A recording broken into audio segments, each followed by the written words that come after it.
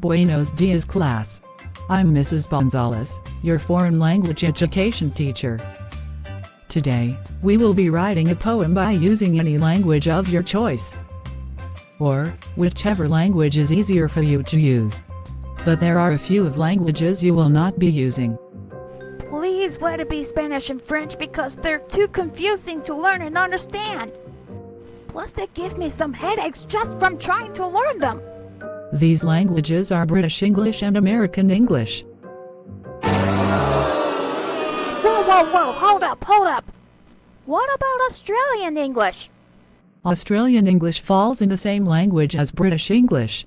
However, it has some different ways in usage. Australia is part of a British colony. Gosh darn it. Anyway, why can't we use them? It's simple hot stuff. The purpose of that is to think outside the box. I know very well that you're liable to pretend that you don't know how to speak different languages. Do I look like I'm pretending? What I was doing the whole time was the real deal. Anyway, all of you are only allowed to use language dictionaries or glossaries. The topic of the poem is the four elements: wind, fire, water and earth. You must use one element in your poem. Once you've completed your poems using the language of your choice, I will call your name and let you recite the poem. So, grab a sheet of notebook paper and a pencil, because our assignment time starts now. What poem can I come up with that has to do with the elements? Well, maybe you can ask Mother Nature about that. Excusez-moi. I wasn't asking you. I was asking myself. Isn't that a little paranoid? You would do that too if you have some questions in mind. Whatever.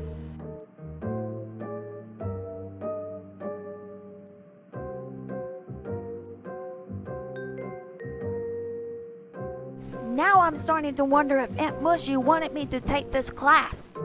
I mean, it's already getting pretty obvious. Class, time's up. I hope you're done with your poems, since you have to recite them, not only in front of me, but in front of your classmates also. I'll start calling one of your names now. Claudette, let's see what you wrote.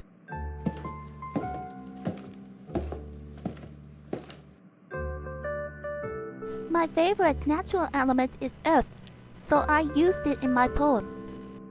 This poem I wrote is called La Gargouille, which is French for the green gargoyle.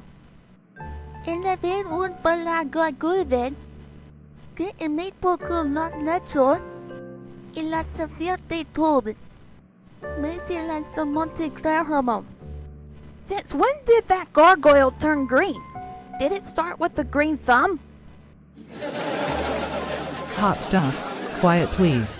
Anyway, very interesting. So, I'm guessing you didn't need any dictionaries or glossaries to write this?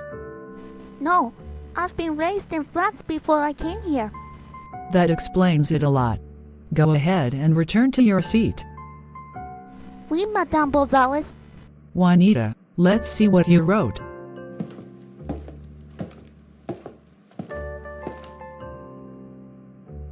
My favorite natural element is wind, so I used that element in my poem. This poem I wrote is called El Pequeño Torbellino, which is Spanish for the little whirlwind.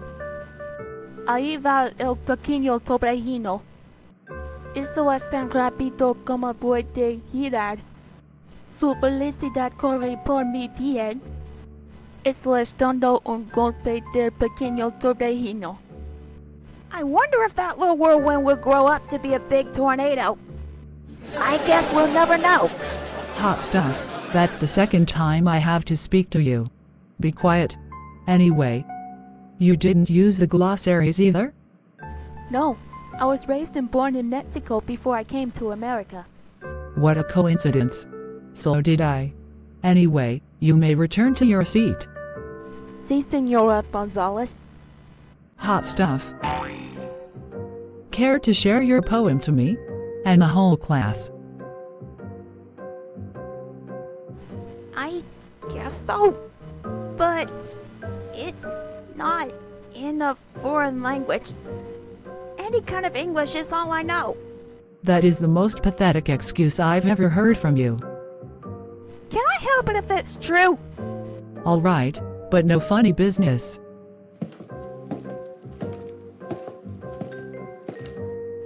Okay, of course you know I love fire. It may not be in a foreign language, but hey, it's a poem, right? This poem's a hot one. It's called Ding Dong Dak Nabbit, which is Wrath of the Devil, in Grampablazian. Wait a minute, Grampablazian? There is no such language as Grampablazian. My grandpa speaks that language. He uses it all the time. Anyway, without further ado, on with the poem. Actually, you know what? I'm not gonna need that paper. I can already memorize it. Alright, bring on the fire.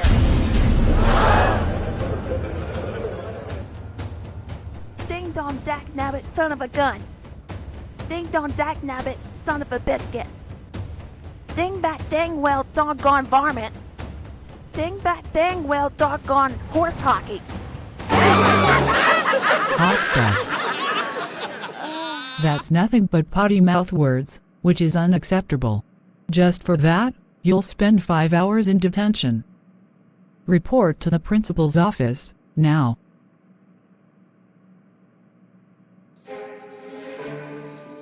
Hot stuff. Why are you here this time? Just booked Grampablazian in class. Nothing but potty-mouth words, really. I never wanted to take this class to begin with, but Aunt Mushy forced me to take it. Oh? Why didn't you say so before? I wanted to, but I never got a chance to. Both of my aunts Clinker and Mushy lied to you about it since day one. I'll have to speak to those two aunts of yours after school. So, Mrs. Gonzalez sent you here just for potty-mouthing? Yeah, she did. I'm supposed to be in detention for 5 hours.